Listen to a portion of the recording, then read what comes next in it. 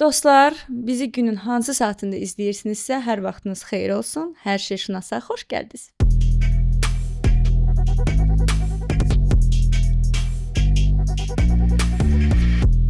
Bugünkü mövzumuz elə bir mövzudur ki, tək verilişdə açıqlaya bilmərik. Fərqli ixtisas qrupları ilə danışmaq istəyirəm.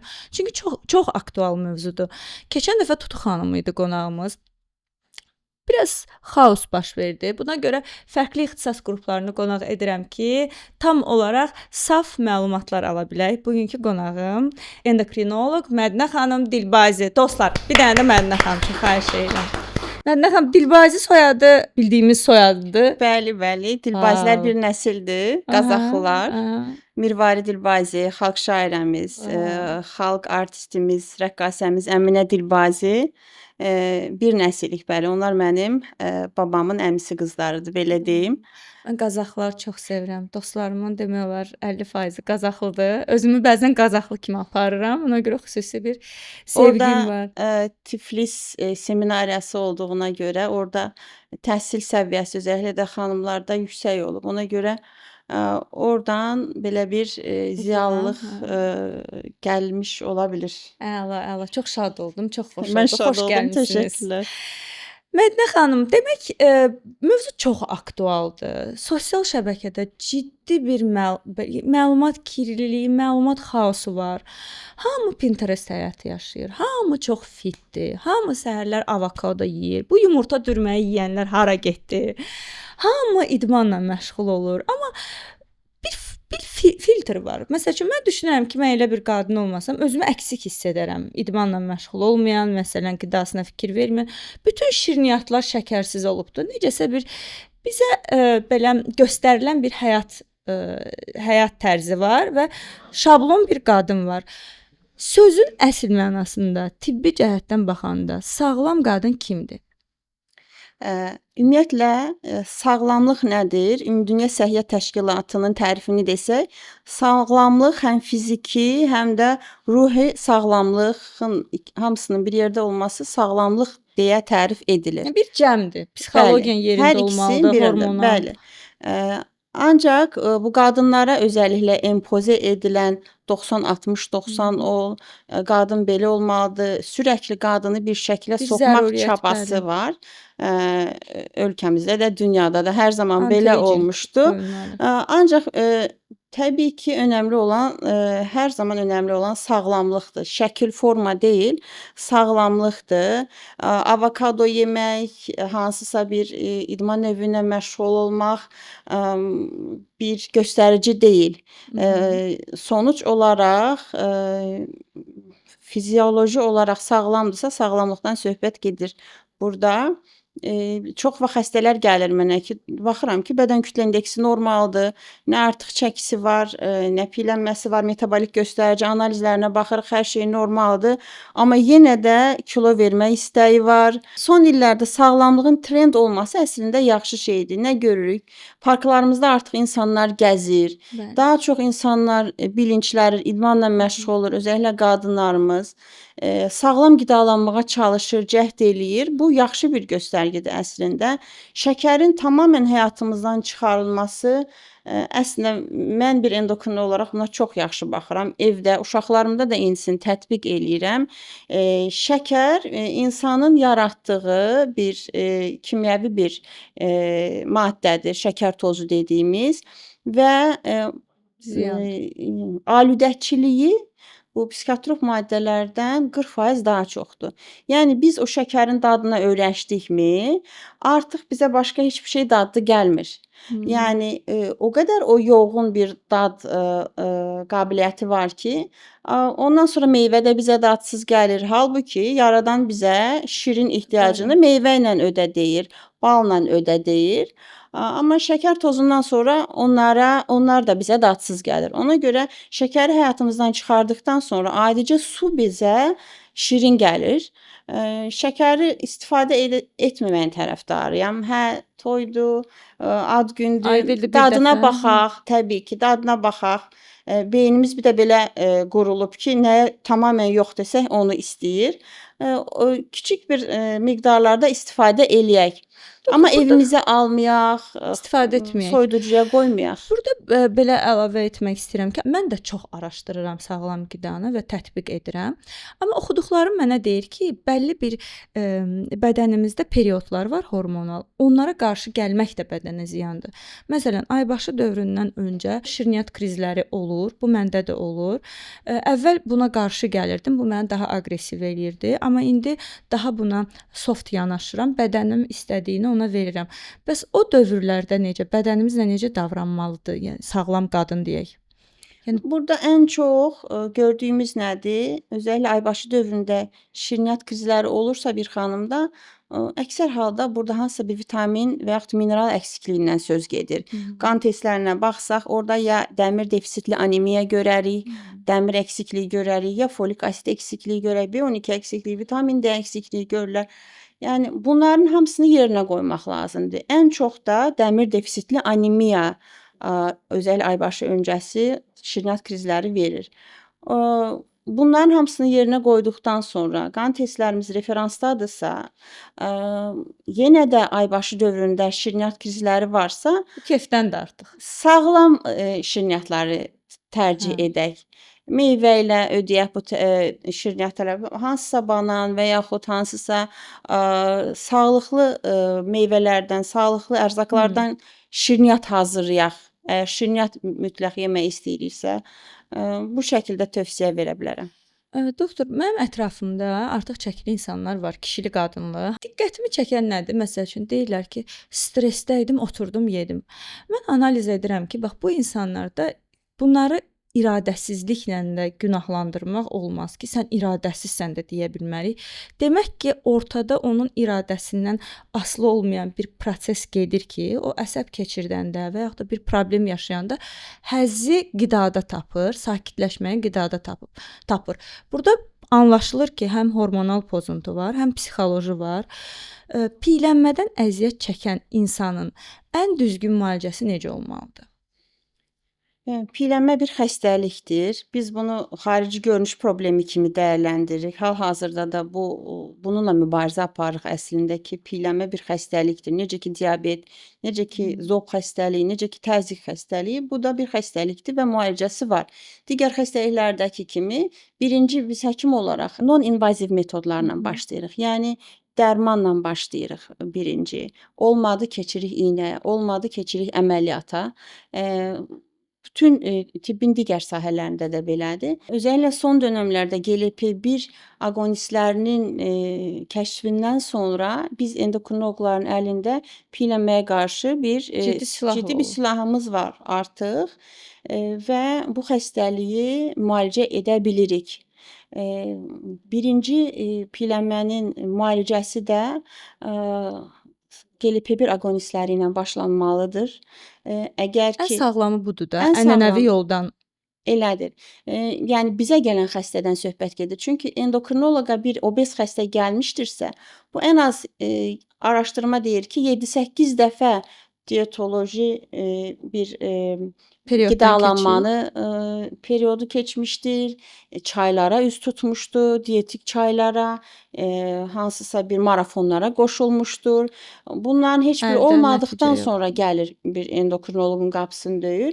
Bizim əlimizdə biz bu xəstəyə sağlam bəslən deyib göndərsək, sağlam bəslənmə və sağlam həyat tərzi bizim müalicəmizin bir parçasıdır.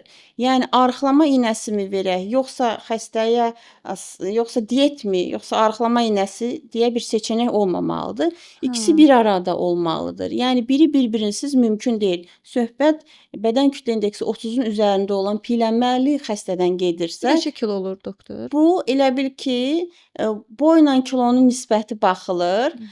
Belə deyim, əgər 60 kilolu, 60 O əgər 160 160 boyunda bir xanımın çəkisi 75-in üzərindədirsə, burada piylənmədən söz gedir. Onun üçün bunu tək başına get kilo ver, az ye demək, idman elə demək, təzyiqlə gələn bir xəstəyə, 180 təzyiqlə gələn xəstəyə get limon ye deməyə bərabərdir əslində. Müalicəsiz buraxmağımız deməkdir bu xəstəni və o dönəmdə də bu xəstədə insult riski, infarkt riski, onkoloji xəstəliklər riski, diabet riskindən üz-üzə qoymağımız deməkdir bu xəstəni. Onun üçün vaxtında müalicəsi başlanmalıdır ki, iləride həm kardiovaskulyar bu xəstəni qoruyaq, həm qaraciyərini qoruyaq, həm böyrəyini qoruyaq, həm diabet yoxdursa onu yaranmasının qarşısını alaq, onkoloji xəstəliklərini önləyək.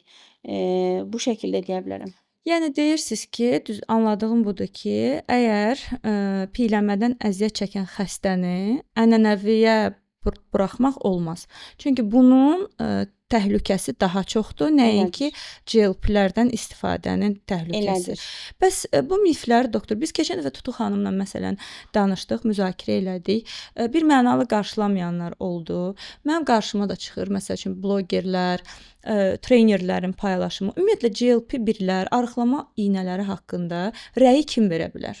Yəni trener və yaxud da bloger rəy verə bilər? Təbii ki, trener, blogerin tibbi təhsili yoxdursa, tibbi təhsili olmayan birinin verməsi düzgün deyil. Amma tibbi təhsili olan, özəlliklə metabolik xəstəliklərlə məşğul olan bir həkim təyin eləyə bilər. GLP-1-ləri. Siz o zaman endokrinoloq kimi dəstəkləyirsiniz.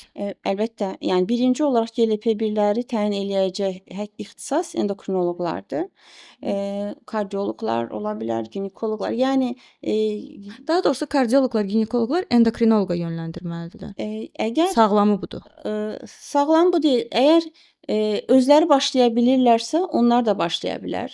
Bir kardioloq da obez bir xəstə gəlmişdirsə, onu endokrinoloqa yönləndirmirsə, özü başlaya bilər. Əgər bu mövzuda biliyi, səriştəsi, Analizlər yetərli analizlərdə gərəkən analizləri kardioloq da istəyə bilər, eynən nefroloq da istəyə bilər.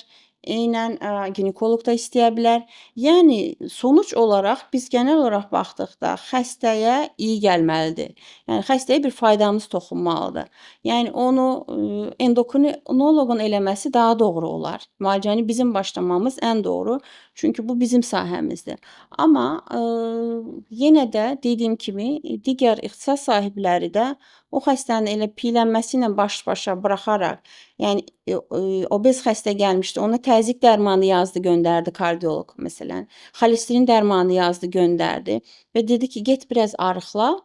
Yəni burada yenə də o xəstəni insult, infarkt riski ilə üzbəüz buraxmış olur deməkdir. Onda bunu məsələn pisləməyimiz miflər var da, məsələn şəhərdə dolaşan arıqlama iynələri sanki fifiçka pasiyentlərin istifadə etdiyi bir şeymiş kimi. Elədir. Bu deyil, bu müalicə növüdür. Mən bunu çox ciddi araşdırıram. Anamı da yönləndirmişəm GLP-lərə. Çünki biz anam istirdim estetik bir əməliyyat olsun. Cərrah bizə dedi ki, siz arıqlamadan mən sizi əməliyyata götürə bilmərəm. Sanki mən tikiş tutmayacaq, piyləri sanki tikmiş kimi olacaq. Sizin hal-hazırda estetik əməliyyatdan olmaqdan çox siz artıq çəkidən əziyyət çəkirsiniz və siz arıqlamalısınız. Bizi yönləndirdi GLP-1-ə və biz tətbiq etdik. Mən bunu çox ciddi araşdırmışam deyə bəzən sosial şəbəkədə mif dolu kontentlər mənə qıcıq verir ki, axı bunun müsbət tərəfləri də var. Məsəl üçün artıq çəkidən əziyyət çəkən biri hormonal problemi imkan vermir ona arıqlamağa. Bu artıq istəsə də arıqlaya bilmir. O zaman iynələrə müraciət edə bilər. Mənim anam bunu elədi. Arıqladı. Çox da gözəl nəticə əldə elədik. Həkimin dediyi bu idi ki, təzyiq, şəkər və xərçəng riski sənə daha risklidir. Nəinki GLP-1-in sənə törətdiyi risk ki, bəs riskləri nədir doktor? Bir endokrinoloq baxışından. Baxaq. Kar-zarar oranı önəmlidir. Hər bir dərmanı təyin eləyəndə adicə ibuprofen təyin eləyirik hansısa bir qızdırmalı bir uşağa. Amma o ibuprofenin bilirsiniz ki, uzun istifadəsində mədə xərçəngi riski var. Davamlı bu ağrı kəsicilərin mədə xərçəngi riski var. Hər bir dərmanın bir riski var, amma xeyri ziyanından daha çoxdursa təyin eləyərik. Təbii ki, suyu da çox içəndə riski çoxdur. Elədir. Onun üçün sırf GLP-1-lərə gəldikdə hansı riski var? Kimlərə olmaz dedik, əgər deyiriksə, kimə olmaz? Medular tiroid xərçəngi deyə bir xərçəng növü var və o medular tiroid xərçəngi mən bu 17 il praktikamda 2 dəfə görmüşəm. Çox nadirən rast gəlinən bir xərçəng növüdür. Bunlara deyir ki, nəslində və yaxud özündə olanlara verməyin. Amma ay tiroid vəzimdə mənim bir düyüm var, mənə arıqlama iynəsi olmaz və yaxud da ki, məndə nə vaxtsa mədalatı vəzimdə problem olub. Hal-hazırda onun bir akut pankreatiti yoxdur, heç bir pankreatit problemi yoxdur ki, heç burada pankreat enzimlərinə də baxmaq lazımdır, amilaz, lipaz, yəni qan testlərinə də ehtiyac yoxdur. Simptoma baxarıq. Yəni qarın nahiyəsində ağrısı yoxdursa ki, akut pankreatin əsas şeyi odur, şikayəti odur. O zaman bu xəstələrə də başlaya bilərik. Ödündə daş var. Əgər daş cərrahi göstərişsə əməliyyat olmalıdır. Yəni orada xüsusi indikasyonlar var, əməliyyat indikasyonlarıdırsa əməliyyat olmalıdır. Yoxdursa əməliyyat indikasyonu və heç bir şikayət asimptomatikdirsə, o zaman GLP-1 aqonistlərini rahat şəkildə başlaya bilərik. Yan təsirləri ürək bulanmasıdır. İlk başlayanda biraz halsızlıq verə bilər. Çox nadirən ishal, qusma verə bilər. Yəni Bu da çox məncə nadir keçicidir. görülür və ilk bir həftə, maksimum 10 gündə Bəzən. görülür. Sonra yavaş-yavaş keçir gedir. Doktor, mən öz qidalanmamı mənə çox belə suallar gəlir ki, 3 uşaqdan sonra necə belə arıq qalırsınız? Mən özümü biləndən çox sağlam qidalanıram. Bu işi belə həll etdim. Mən 1 il əvvələ qədər 64-65 kilodaydım. Amma buna baxmayaraq sağlam qidalanırdım və mən həftənin 4 günü idmanla məşğulam. Və bir anda sanki ayıldım ki, mən niyə bu kilodan düşmürəm? Axı mən çox sağlam qidalanıram və analiz verdim həkim göstərişi ilə. Analizimdə sink və dəmir əksikliyi çıxdı. Doktor mənə bu şəkildə izah etdi ki, səndə bu şəkildə az olduğu zaman sink və dəmir bədən qoruma mexanizminə gedir və piyi parçalamır. Yəni piydən heç nə getmir. Mən qəbul etdim sink sistem vasitəsilə və dəmir. Bundan sonra mənə qida əlavələri yazdılar. Omega, maqnezium, D vitamini, fol turşusu, B qrup. Mən bunları başladım içməyə və orada mənə bir şəkildə aydınlanma baş verdi ki, biz niyə sağlam qidalanmalıyıq? Sağlam qida dostlar, hamı elə bilir kahıdır, dietik yeməklərdir. Əsla belə deyil. Kərə yağıdırsa kərə yağı, vaxtı-vaxtında yeməlisiniz. Zülal mütləq qəbul etməlisiniz gündə bəlli bir qramajla. Qoyun ətindən qorxurlar məsələn. Qoyun ətindən qorxurlar, əsla belə olmaz. Sağlam qida dediyimiz sosial şəbəkələrdə bizə ötürülən o dietik tarelkalar deyil, əksinədir. Mən ondan sonra doktor tarelkama fikir verməyə başladım.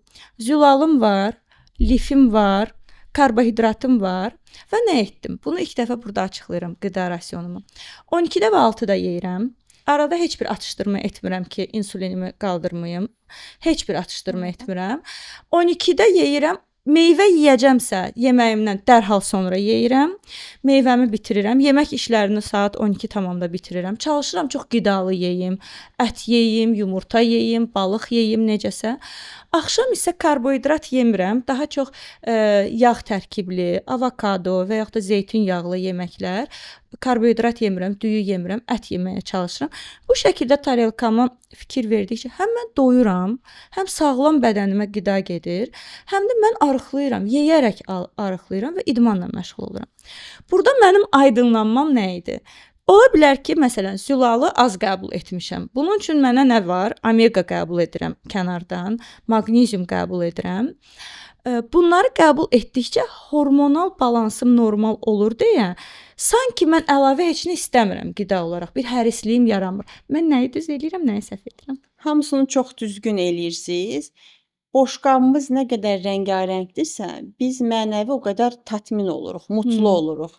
Yəni boşqabımızın lifi də olmalıdır, proteini də olmalıdır, sağlıqlı karbohidratlarımız da olmalıdır. Bunu araşdırmalar göstərir. Məsələn, 500 kalorilik bir rəngarəng boşqab elə, bir də 500 kalorilik kaşa qoyurlar ora. Səhərlər məsələn uşaqlıqdan bizə öyrədilmiş o kaşa. Baxılmışdı ki, bu kaşanı yeyən, sıyığı yeyən uşaq, insan 1 saat sonra yenə gözü bir şey axtarır. Gözü masadadır, bir şeylər yemək istəyir. Çünki mənəvi tatmin olmadı. Amma boşqab rəngarəngdirsə, o toxluq 4-5 saat davam eləyir deyir. Mənəvi toxluq 4-5 saat göz davam eləyir. doyusun. Bunu anlayıram. Bəli, bəli. Əslində o besin mərkəzində də çox vaxt yemək istəyirik deyə yemirik. Yəni əsas orada çox zaman yorğunuq deyə yeyirik. umudsuzluq deyə yeyirik, hansısa bir, problemimiz var, onu ört-basdır etmək üçün yeyirik. Hedonik bəslənmə dediyimiz, yemə tərzidir. Məsələn, pasiyent gəlir ki, mən yemək istəmirəm, amma yeyirəm. Burada o acdır deyə yemir. Bu beynin bu dopamin, sisteminin birbaşa təsiri var. Yəni, Əlavə də doktor, mən yenə də özümdən Amerika kəşf elədim. Yəni bu elə bilərsiniz birdən doktorun dediyi kimi qaldı məsələlər. Yox, kapitalizm qurbanı olduğum üçün yenə əlavə oradan buradan eşitdiyimi tətbiq etdim. Mən xrom içirəm doktor. Mən oturdum, araşdırdım ki, xrom insanda şirniyyat istəyini kəsir. Bunu həkim mənə yazmadı. Mən bunu özüm içdim. Bilirəm ki, bu səhv bir şeydir, həkim yazmadan bunu içməyim. Amma mən bunu içdikdən sonra həqiqətən şirniyyat istəmədim. Bunun bir əlaqəsi var bizdə xrom çatışmazlığı ilə şirniyyat istəyinin. Əslində var, əlaqəsi var. Xrom bu funksional tip son dönəmlərdə çox araşdırılır. Bu da biraz tibbin az öyrənilən tərəfidir, amma son dönəmlər bu funksional tip araşdırılır. Bu xromlu qida əlavələrdir, omeqalardır və onu göstərir ki, işə yarayır. Yəni xrom işə yarayır, amma bir obez bir xəstədir, idman eləmir, sağlam bəslənmir, karbohidrat ağırlıqlı qidalanır, yetərli yuxu yatmır, yetərli maye içmir və xrom içir. Gündə 3 dəfə xrom verək, 200 milliqram, 600 milliqram gündə xrom verək bu pasiyentə. Bu bir şey yaramayacaq təbii ki. Hamısı kompleks şəklində olmalıdır. Demək istəyirsiniz ki, artıq çəkisi olan bir xəstənin hormonal digər hər şey qaydasında olmasa, nə qədər xrom verirsən ver, nə qədər əlavə nəsə verirsən ver, o qısa bir plasebo təsiri verə bilər. Çünki eşidib ki, bu şirniyyat krizini azaldır axı. Plasebo verə bilər, amma köklü bir nəticədən söhbət gedə bilməz. Kilo itirmədən söhbət gedə bilməz. Əlavə nə demək istəyirəm? Yenə öz kapitalizm qurbanı olaraq öz kimliyimdən yola çıxıram. Var nadlar, kollagen, sanki bax bu mənim yaralı yerimdir. Sanki bu dünyada bir oyun gedir, anti-aging, yəni bir həyat tərzi var, longevity. Bu ayrı bir dünyadır. Mənə görə longevity dünyası da fərqlidir və oradakı lükslar da fərqlidir, onu da danışarıq. Məsəl üçün nadlar çıxıb, kollagenlər çıxıb. Mən də içirəm təbii ki, amma nad etməmişəm. Nad mənə Qənirə xanım Ataşova Amerikadan alıb gətirib. Orada ona həkim nə yazır? Burdan onu öpürəm. Mənə bu dəfə alıb gətirib. Mən nad yəni həb olaraq qəbul edirəm, amma istəyirdim sistem olaraq qəbul etmək. Nadlar nə qədər aktualdır? Bu kollagenlər nə qədər aktualdır? Bunu nəyə misal gətir? Bunu ayrıca demək istəyirəm ki, bu anti-aging oyunları mənə pis gəlir. Sanki yaş almaq bir ayıbdır kimi, yaş alan qadın, yaşlanmış qadın sanki heç nəyə lazım deyilmiş kimi belə yarış atı kimi nad içirik, kollagen içirik, həris olmuşuq. Bunun psixoloji tərəfi nədir, doktor? Məsəl üçün mən o psixoloji tərəfi aşmışam. Düzgün yaşalmaq istəyirəm. Qırışacamsa da bu mənim həyat xəritəm olacaq, qırışım deyə düşünürəm. Bəs nə qədər aktualdır? Nəyə inanaq? Nadları qəbul edəkmi? Həqiqətən bəlkə kapitalizmin oyunudur, yoxsa doğrudan da bir xeyri var nadların, kollagenlərin? Belə deyim, tibb inkişaf edir deyə ömrümüz uzanır. Yəni əvvəlki insanlar 50-60 il yaşayırdılar. Biz artıq bir sıra xəstəlikləri vaxtında aşkar eləyərək müalicə eləyirik və insan ömrü uzanıb. Yəni statistikalar da onu deyir ki, insan ömrü uzanıb. Və bu uzanmış ömrü də sağlam yaşamaq üçün nələr eləyə bilərik, onu axtarır tibb. Sağlam həyat tərzi, fiziki aktivite, aktiv olmaq, sağlam bəslənmək əslində bizim doğamızda, təbiətimizdə var. Yəni bizi yaradanda onun üçün tasarlanmayıb ki, biz ofisdə çalışaq səhər 9-dan axşama kimi. Daha aktiv. Onun üçün tasarlayıb ki, bütün gün neynirlər əvvəlki insanlar?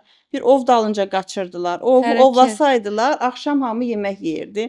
Ovlamasaydılar, hamı axşam ac yatırdı. Yəni tasarlananda belə tasarlanır. Amma müasir modern həyatımızda biz çox otururuq. Hər yerdə kalori artıqlığı görürük. Vitrinlərdə qoxular, beykirlər və təbii olaraq da piyələnmə ölkəmizdə və dünyada baş alıb gedir. 4,2 milyon ölkəmizdə artıq çəki və piyələnmədən əziyyət çəkən insan var. 10 milyonluq ölkəmizdə 4,2, yəni ölkənin yarısı artıq çəki və piyələnmədən əziyyət çəkir. Piyələnməni kontrol altına alaraq yanaşı funksional tibbin bizə hal-hazırki dönəmdə təklif elədiyi nadları, kollagenləri də istifadə eləsək, bəli, bir plusu var. Bu mitoxondri yeniləyir, doktor. Hüceyrə Nadlar neyir? yeniləyicidir. Bəli, nadlar amin turşuları nadların prekonsoludur.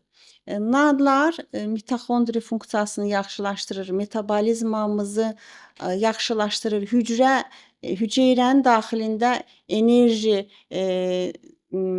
mübadiləsini yaxşılaşdırır və bunun əsasında da belə deyim, metabolizmamızı yaxşılaşdırır. Özəlliklə 1 yaşdan sonra fizioloji olaraq üzü aşağı gedən o metabolizma sürətimizi yaxşılaşdırır. Amma yenə deyirəm, bir piyələnmədən söz gedirsə, passiv həyat, sedanter həyatdan söz gedirsə, əgər ki xanım yetərli su içmirsə, sağlam həyat tərzi sürmürsə, o zaman o kollagenin və yaxud o nadın heç bir xeyri olacaq deyildir. Kompleks şəklində yanaşıldıqda hansısa longevitydən, hansısa sağlam yaşlanmadan söhbət gedə bilər. Bəs onda məsələn deyək ki, okey, piyələnməsi yoxdur, sağlam insandır, sağlam həyat tərzi var. Məsələn, mən Qənirə xanım alan həbləri artıq bitirirəm. Bunu nə qədər davam edə bilərəm? Sırf nadlardan söhbət gedir, kollagen. tablet olaraq. Bəli. Əgər tablet şəklində istifadə eləyəcəksə, 3 ay içib, 2 ay ara vermək şəklində davamlı şəkildə istifadə edə bilərik. Dediyim kimi sağlam həyat tərzinə yan ek bir müalicə olaraq. Əla. Doktor, mənim rəfiqələrim var. Artıq çəkidən əziyyət çəkirdilər və övlad sahibi ola bilmirdilər. Hamiləlik baş vermirdi, hətta süni mayalanma belə baş vermirdi. Artıq çəkiləri var idi. GLP-1-ə müraciət etdi rəfiqəm. GLP-1-lərə müraciət etdikdən sonra arıqladı sağlam formada və hətta hamilə qaldı təbii yolla. Ümumiyyətlə artıq çəkinin, piyələnmənin sonsuzluqla bir əlaqəsi varmı? Birbaşa vardır. Biz artıq son illərdə semaglutid babies deyə bir ifadə eşidir olduq. Semaglutid istifadəsindən sonra hamiləliyin bəli, semaglutid babies ifadəsi dərmanın adını demirəm. Amma bu ifadəni eşitməyə başladıq. Bəli, kifayət qədər çoxdur. Özəlliklə Amerika Birləşmiş Ştatlarında bilirsiniz ki, obezite çox yüksək sayları ulaşmaqdadır. Sonsuzluqdan əziyyət çəkən bir xanım ginekoloqa üz tutduqda, ginekoloq bütün müalicəni ona tətbiq etdikdən sonra yenə də hamiləlik baş tutmursa, əgər obez xəstədən söhbət gedirsə, birinci görüləcəyimiz iş xəstənin kilosunu verdirməkdir ki, son dövrlərdə artıq ginekoloqlarımız da bunun bilincindədir. Yəni GLP-1-lərə müraciət edirlər. Müraciət edirlər və yaxud başlamadan öncə xəstəni endokrinoloqa yönləndirirlər və kilo verdikdən sonra tüp bəbək əgər planlayırlarsa, ondan sonra başlayırlar tüp bəbək müalicəsinə və təbii ki, şansı çox artır. Bu qadınlarda hamilə qalmaq şansı çox artır və bir meta-analiz sonucunu paylaşım. 36 min hamilə qadın üzərində aparılmışdır və erkən doğum riski semaglutid istifadə edənlərdə 34% azalmışdı və anaya bağlı, ananın hansı bir obezitəyə bağlı probleminə bağlı risklərdə isə 28% azalma müşahidə olmuşdu. Hansılardır bu? Hamiləlikdə diabet, insulin istifadəsi, tromboz riski anada, təzyiq, daxili orqan yetməzliyi, qaraciyər, böyrək yetməzliyi, protein qaçağı, proteinuri, eyni zamanda doğum sonrası infeksiya azalmışdır və iri uşaq azalmışdı deyək. Bir də bəs uşaqlarda hansı riski önləmiş oluruq əgər ananı normal çəkidə hamiləliyə yollayırıqsa, iri 4 kilonun üzərində doğum, travmatik doğum, çiyin çıxıqları çox vaxt görülür doğuş Bəli. sırasında. Ana obezdirsə bu risk artmış olur. Nöral tüp defekti, baş və onurğa beyni xəstəlikləri, problemləri uşaqlarda, sonra doğum sonrası şəkər düşməsi, hipoglikemiya, bunlar obez anada, uşağında Olan verdiyi risklərdir. təhlükədir və dediyim kimi bu 9 ayla iş bitmir. Obez ana hamilədirsə, uşaqda ilərdə yetişkin yaşda diabet piyələnmə riski yüksək olur. Bəs GLP-1-lərlə müalicə olunmuş və çəkisi normallaşan ananın hamiləliyində hansısa risklər varmı? Sırf mənim özümə gələn xəstədən sizə yola çıxım. Yox, ümumiyyətlə GLP-1 istifadə edən Aha. xəstədən. Heç bir riski yoxdur. Xəstə sadəcə 2 ay öncə GLP-1 kəsilməlidir deyilir. Amma GLP-1 kəsilməyən və hamilə qalan xəstələrimiz də çoxdur və biz bunu konfranslarda da hocalarımızla, fərqli ölkələrdə çalışan endokrinoloqlarla da mübahisə eləyirik. Hamiləliyi durduraqmı? Kəsinliklə yox. İndiyə nə qədər təbii ki, hamilələrdə araşdırma aparıla bilmir, amma semaglutid istifadə edən, GLP-1 istifadə edən xanımlarda hamiləlik baş tutursa, biz bu hamiləliyi davam etdiririk, yəni sonlandırmırıq. Sadəcə iynəni dayandırırıq və normal hamiləlik sona qədər izləyirik. Ancaq tövsiyə olunur ki, hamiləlik planlamadan 2 ay öncə GLP-1 kəsilməlidir. Amma yenə deyirəm, əgər kəsilməmişsə, hamilə qalınmışdırsa, bu hamiləliyi dayandırmaq üçün bir göstəriş deyil. Onda düzmü anladım doktor? Artıq çəkidən əziyyət çəkən bir ananın hamilə qalmağındansa, normal müalicəsini alıb, normal çəkiyə və hormonal balansa özünü çatdırıb, ondan sonra hamilə qalmağı uşaqları daha sağlam edir, nəinki əksi. Kəsinliklə elədir. Doktor, Yoxsa paket xəstəliklərlə o uşağı dünyaya gətirmiş olur. Eynən, Allah qorusun. Doktor, qadınların sağlamlığı nə ilə assosiasiya olunur? Məsələn, düzgün aybaşı sikli ilə assosiasiya olunur ki, klimaks nə qədər geciksə, qadın bir o qədər sağlam olur. Bunu ən sağlam formada bir qadın necə yaşaya bilər? Klimaksı necə gecikdirə bilər? Və bu yaxınlarda mən bir belə məlumat öyrəndim. Hormon qəbulu. Klimaksdan əvvəl və klimaks dövründə hormon qəbulu. Bunu mən bilmirəmsə, məncə hamı bilmir, çünki mən çox araşdırıram. Təbii bu bir zarafatdır. Mən indi öyrəndim. Klimaksı necə gecikdirə bilərik ənənəvi yollarla və yaxud da hormon qəbulu nə deməkdir? Nə vaxtdan başlamalıdır qadın hormon qəbuluna? Çox aktual mövzudur. Hormon əvəzedici terapiya, hormon replasman tədavisi. Klimaksa girən xanımlarda tükənmiş olan qadın hormonlarını yerinə qoymaq müalicəsidir. Hormon qəbulu budur mənim dediyim. Bəli, hormon qəbulu budur. Yəni estrogen tükənir, progesteron tükənir və bu zaman başlayır bir sıra şikayətlər.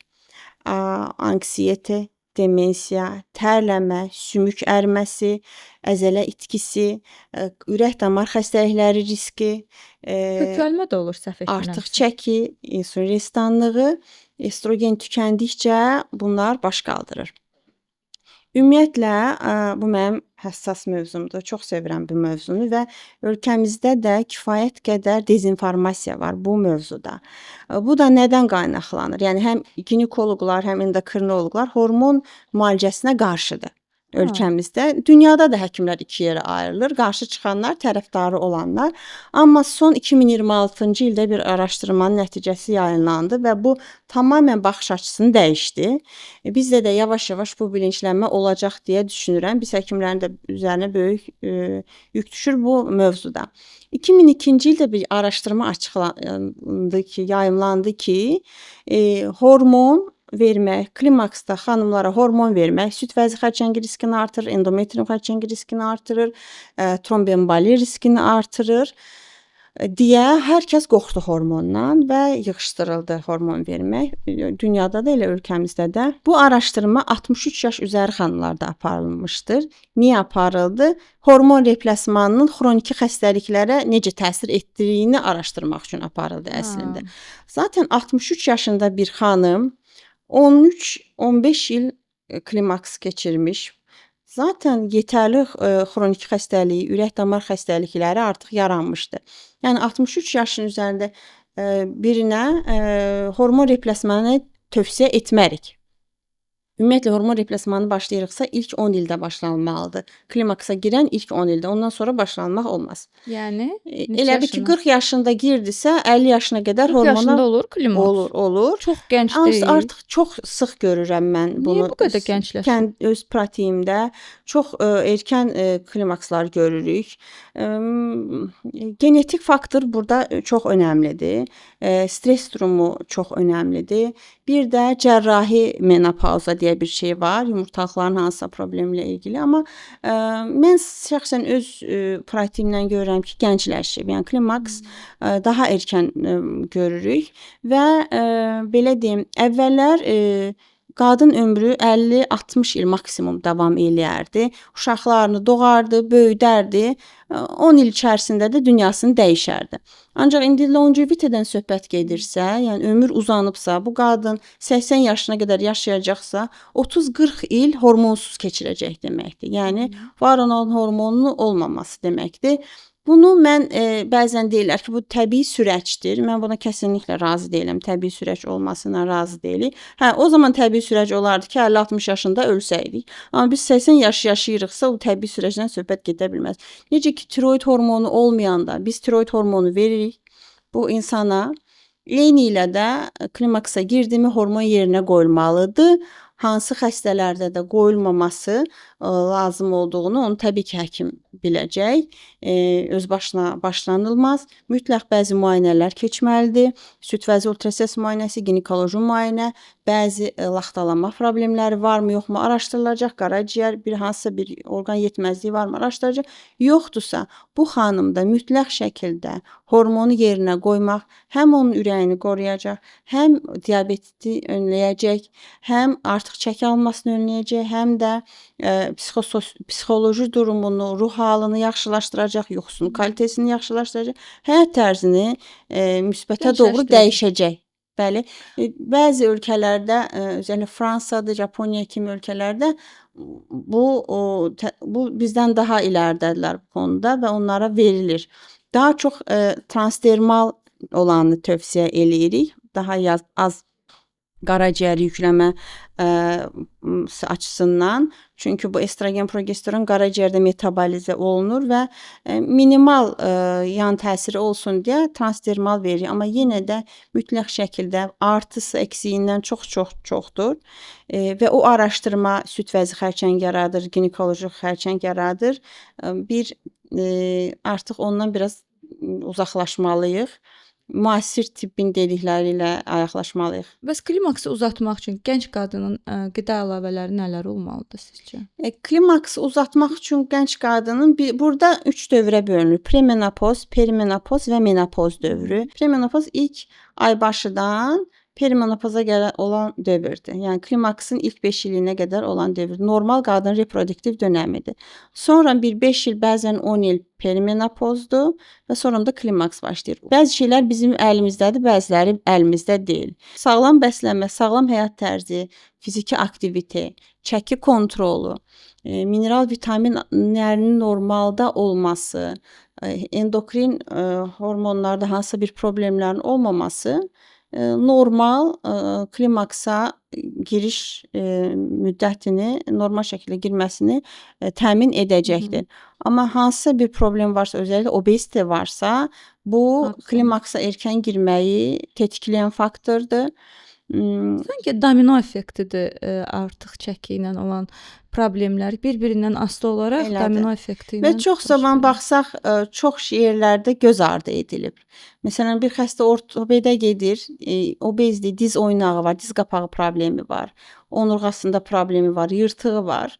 Ora ağrı kəsici eləyəcək, iynə vuracaq, amma obez olaraq qalırsa bu xəstə, onu müalicə etməmiş olur. Eyni ilə də onurğa. Yəni şeydir, yo-yo effekti. Yenə də gedir, təkrar gəlir o xəstə. Piyələnməsinin çünki önəmi. Eyni ilə onkoloji xəstəliklərdə də elədir. Doktor, bəs GLP-1 klimaks dövrü istifadə etmək mümkündür qadınlarda, yəni Əlbəttə, kişinin, əlbəttə daha qadının? çox təbii ki, menopauza dövründə, klimaks dövründə özəlliklə fiziologiya biraz dəyişir qadınlarda və pi visceral olaraq qarında toplanmağa başlayır. Məsələn, basendə, ayaqlarda toplanan pi yerini dəyişir artıq qarına. Niyə? Estrogen azaldığından depolama rejiminə keçir bədən. Estrogen, pi estrogen ifraz eləyən bir toxumadır və qarında başlayır pi artmağa kompensator olaraq. Və bel çevrəsində belə simit bel dediyimiz şəkil Bəli. yaranır. Əllər, ayaqlar incə, özəlliklə qarın bölgəsində pi yığılması və bəzən baxırıq ki, bu xəstənin kilosu normaldır. Bədən kütlə indeksi idealdır da, boyuna, Amma kilosu, hər qarın şey. visceral Amma qarında pilləmə. visceral piylənməsi var. Baxırıq ki, qan testlərini görəndə burada qaraciyər problemləri də görürük, funksiya testləri yüksəlir, xolesterin problemləri görürük, diabet, prediabet görürük. Onun üçün qorxduğumuz şey bu visceral pi toxumasının artıq olmasıdır. GLP-1-lərdə əlbəttə ki, burada mümkündür, tətbiq eləmək mümkündür. Bu klimaks dövründə semaglutidin istifadəsi ilə yanaşı hormon replasman tədavisinin də yerinə qoyulması çəki itkisində daha yaxşı nəticələr vermişdi. Bu araşdırmalarda özünü göstərmişdi. Yəni ikisi bir arada gedərsə daha yaxşı, həm həm də hormonun yerinə qoyulması daha yaxşı nəticələr göstərmişdi. Semaglutid hormon replasmanla bir yerdə istifadə olunduğunda qadınlarda miqrendə, baş ağrılarında 45% azalma görülmüşdü və eyni zamanda depressiyada da 25% geriləmə görülmüşdü. İnsan həyat sağlamlığına keyfiyyəti qovuşur, həyat bu qədər keyfiyyəti artmışdır. artır. Doktor, qadınlardan danışırıq, amma heç kişilərdən danışmırıq. Mənim müştərilərim var. Qaynanalar necə gözəldilər, necə gəncdilər. Bəzən özüm çaşıram ki, gəlin hansıdır, qaynana hansıdır. Sonra şəkillər gəlir. Baxıram o qaynananın yanında qoca, yekəpər, qarınlı bir dayday var. Düşünürəm ki, bax qadın özünə baxıb niyə kişi özünə baxmır? Ümumiyyətlə kişilərdə bu hormonal balans necə gedir və kişilərdə də piylənmə sonsuzluğa səbəb ola bilərmi? Mütləq şəkildə olar, çox aktual mövzudur. Onlar da arıqlamalıdırlar. Əlbəttə, əgər kişilərdə də obezdirsə, obezite varsa, bu libido düşüklüyüdür, bu sonsuzluq problemidir, bu depressiya problemidir, miqren problemidir, həyat keyfiyyətinin aşağı olması problemidir. Eyni zamanda qadın tipli bədən quruluşu, Testosteron süd vəzlərində böyümə, ginekomasti dediyimiz məmələrdə böyümə kişilərdə görürük, saç tökülməsi problemi görürük. Yəni bunların hamısının səbəbi obezitedir, piylənmədir. Birinci piylənməni müalicə eləyəcəyik, sonradan ehtiyac olarsa, testosteronu da düşükdürsə, testosteronu yerinə qoyarıq. Ancaq onu bilməliyik ki, obez bir kişidə testosteron duyarlılığı azalmışdır. Yəni öz testosteronuna hüceyrələri duyarlılığı azalmışdır. Estrogen duyarlılığı artmışdır. Qadın hormon duyarlılığı artmışdır və bu zaman dediyim kimi qadın tipli bədən quruluşu yaranır, məmələrdə böyümə, saç tökülmə və digər şikayətlər görünür. Mütləq şəkildə birinci piylənməsi kontrol altına alınmalıdır. Mən anam üçün GLP-ləri araşdırmışam, semaglutidi araşdırmışam və buna görə kimsə çıxıb mif danışanda bu mənə çox toxunur. Niyə? Mənim bir dostum var, neçə illər artıq çəkidən əziyyət çəkirdi, bəydi və semaglutidə müraciət etdikdən sonra arıqlayıb, formaya düşüb, gözəl bədən quruluşu. İnsan sağlamlığına qovuşduqca, bir də bunu vizual taclandırırsa, həyata yenidən qayıdır əslində. Həyata yenidən qayıdır və bunun nə kimi bir ziyanı ola bilər ki, bu illərlə 45 yaşına qədər bunu bacarmayıb, 45 yaşından sonra müalicə vasitəsilə bacarır və bu miflər qəribə ayıb kimi edirlər bunu. Ən acığım gələn budur ki, ayıb kimi, sanki bu iynə istifadə insanlarda gizlətmə ehtiyacı yaranır ki, sanki bu iynə istifadə edirsə o ayıb bir şeydir. Bu ənənəvi yolla etməlidir. Bəzi şeylər bizim iradəmiz daxilində deyil. Buna görə məncə araşdırıb müraciət etmək olar. Mən anamı məsələn şəxsən bu şəkildə Çünki yönləndirmişəm. xəstəlik kimi baxmırlar buna. Eynən. Yenə də Sanki piyələnməyə vizual arıqlamaq kimi iradəsizlik deyil. kimi baxırlar, Bəli. yetərsizlikdir. Yəni müalicə olunuram deməyi Bu xəstəlikdir. yanlış bilirlər, amma bu bir xəstəlik kimi olaraq bilinməlidir. Bu verilişlər sayəsində də, sizlər sayəsində də insanlara bu tövsiyələri verə bilirik, məlumatlandıra bilirik ki, qorxmasınlar, əgər piyələnmələri Müraciət varsa müraciət etsinlər və xəstəliklərini müalicə eləsinlər. O onların suçu deyil, günahı deyil. Öz iradəsinə deyil. Keçən dəfə Tutu xanımla danışdıq. Piyələnmə hansı xərçəng xəstəliklərinə gətirib çıxardır? GLP-1-lər bunun qarşısını ala bilirmi? 2026 Yəni bu il xərçəng riskini azaldır semaglutid. semaglutid xərçəng riskini azaldır.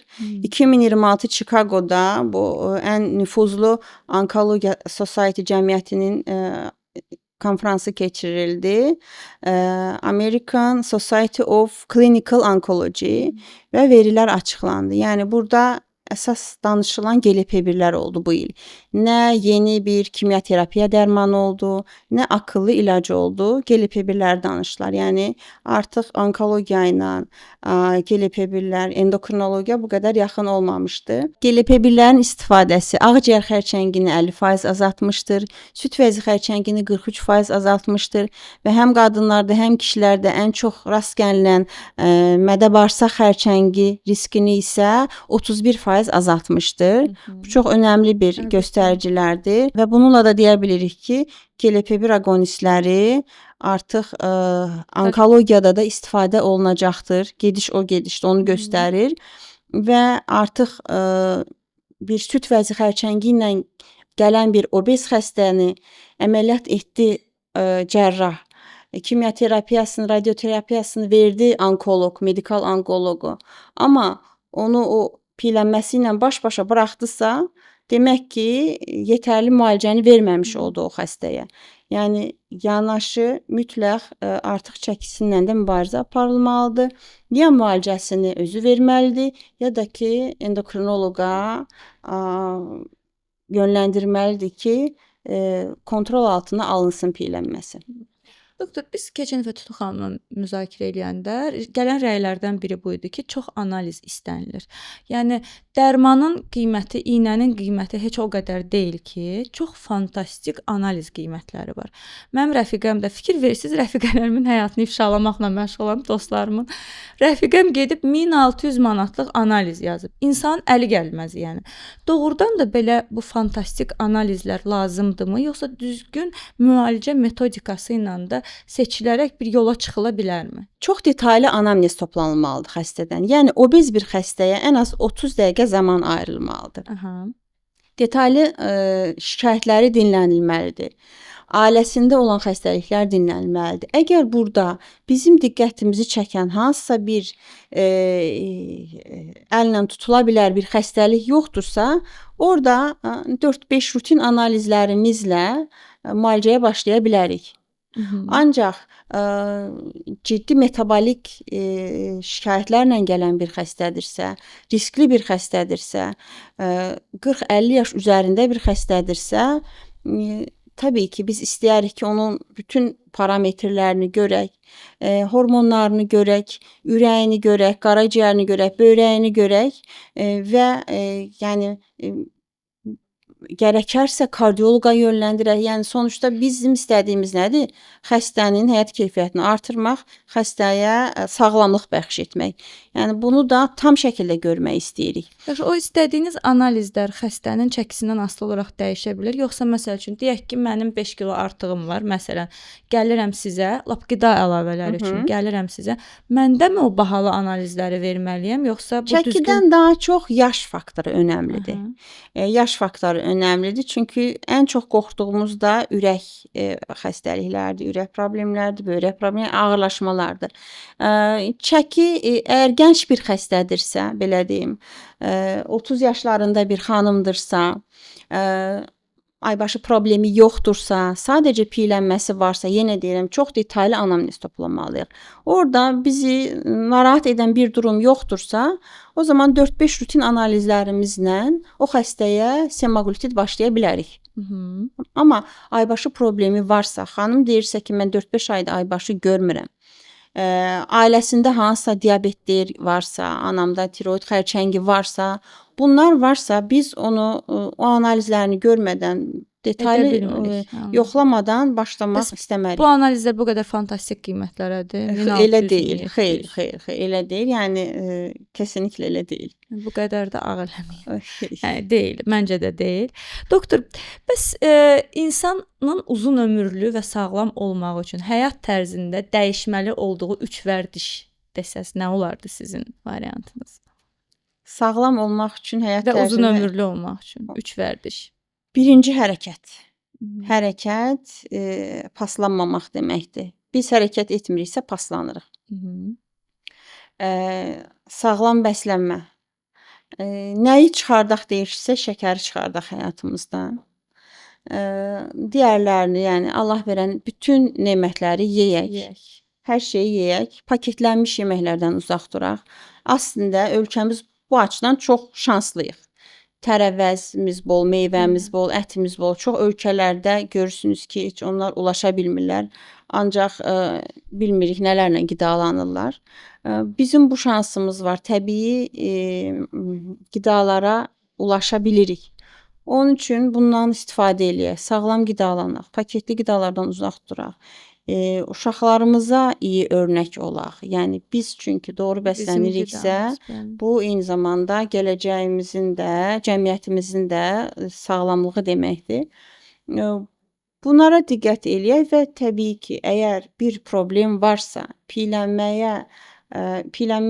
nə üz-üzədirsə bir insan özü tək başına bununla mübarizə eləməsin. Bir xəstə mənə o gün dedi ki, doktor, bilirəm, mənim öz iradəsizliyimdir. Mən istəsəm eləyə bilərəm. Bu qədər özümüzü cəzalandırmayaq. Yəni bu qədər özümüzə qarşı kritik olmayaq. Biraz mərhəmətli olaq özümüzə qarşı.